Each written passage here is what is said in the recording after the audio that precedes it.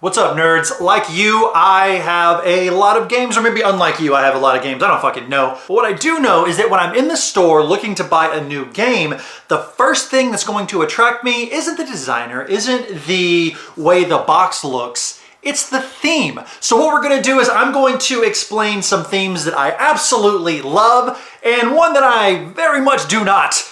But we're gonna get really oddly specific. A caveat before we get started. Ladies and gentlemen, let's go to the Christmas chair. Ladies and gentlemen, welcome to the Christmas chair. So a couple of things when it comes to lists. People always say, oh, this is my opinion. If your opinion differs, then blah, blah, blah. I don't care about your opinion. This is my definitive list of my favorite board game themes. Now, this doesn't necessarily mean that all of these themes have good games in them, or that I love all the games that have this theme, or that they get a free pass necessarily, but these are what I'm going to pick up at the store and look at and go, yeah, it's probably worth my money. So if your opinion differs than mine, go make your own video, because I don't care. Because you can't change my opinion with your opinion unless your opinion is a good opinion. I think that math checks out. All right, the very first theme that I like in a game when I'm looking at the shelves and perusing all the rules is a haunted house theme. Not a horror theme or anything, but specifically a haunted house. These are your games like your Betrayal, and House on the Hill, your Ghost Fighting Treasure Hunters, Mansions of Madness, Mysterium, Haunted House, the Exit Unlock games that I will grab before I grab anything else if it's haunted house themed. Ghost Party and Clue, I guess, is kind of haunted mansion-y, but maybe not, I don't fucking know. But I just love haunted houses. I love them in my movies, I love them in my games, I love them everywhere.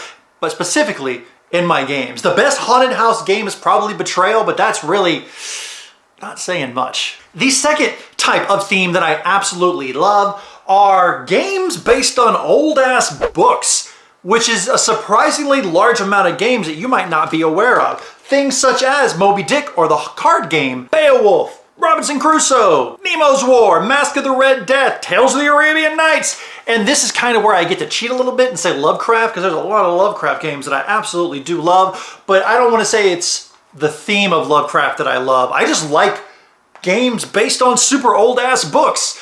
They're not all winners, of course, but I am going to look at your game a little bit more closely if I see it's based on some random ass old book that I've never heard of, and you might even get me to read your book like Nemo's War did. I slogged through 20,000 Leagues Under the Sea. Do not recommend it. Do not recommend it. The next kind of theme that I absolutely love are, what's the best way I can describe this?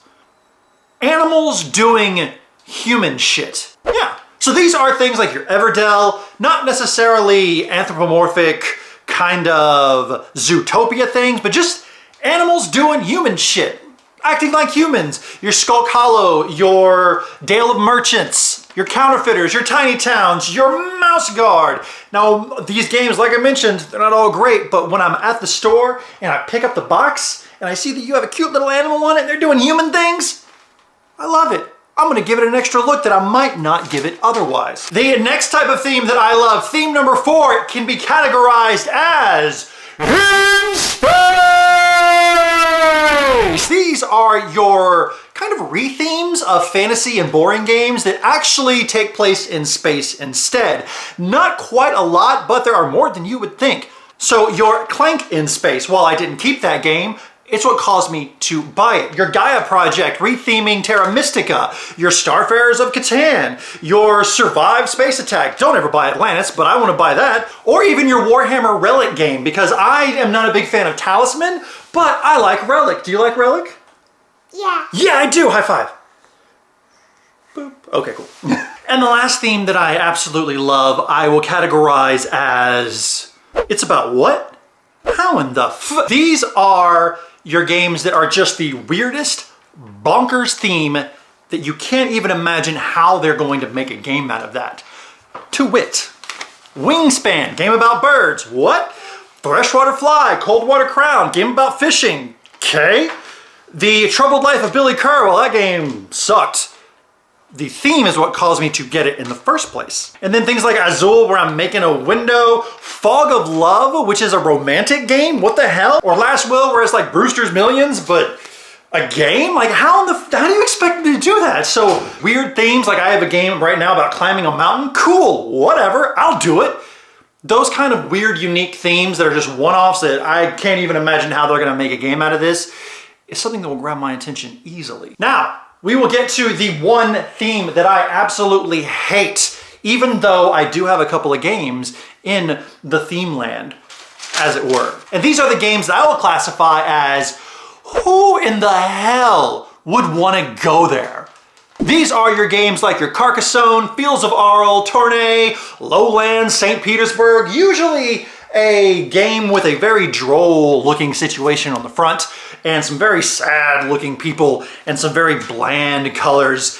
Mostly Euro style games, but American games are also responsible and cannot be without guilt of it. Now, I'm not saying that these games are bad, but when I look at them, I go, nah.